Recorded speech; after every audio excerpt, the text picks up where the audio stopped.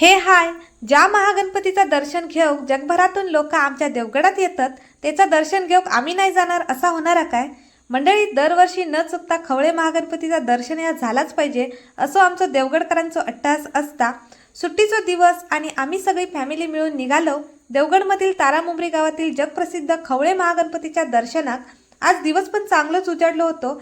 जाईपर्यंत बाबून आमच्या झोपून दिलान।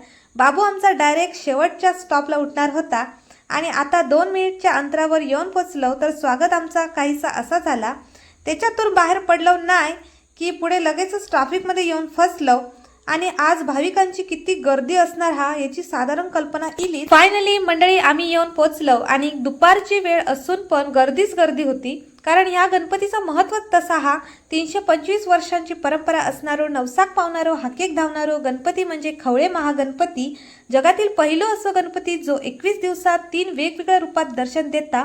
सरदार नाना खवळे यांच्या घरातील यो गणपती साध्या शेतातील मातीपासून घरातील पुरुषांकडून ही गणपतीची मूर्ती घडवली जाता आणि ह्या गणपतीची कीर्ती जगभर पसरलेली हा। तसाच लिम्का बुक ऑफ रेकॉर्ड्सने सुद्धा मान्यता दिलेली असा। तुम्ही हा अजून इला नसाल तर नक्की एकदा तरी या गणपतीच्या दर्शनाक येवा। एवढ्या गर्दीतून दर्शन घेऊक भेटला ह्याच मोठा म्हणायचा।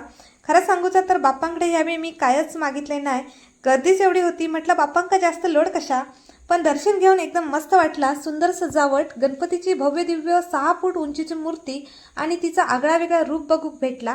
व्हिडिओ आवडला असेल तर प्लीज लाईक, शेअर आणि सबस्क्राईब करा। भेटते नेक्स्ट व्लॉगमध्ये। बाय।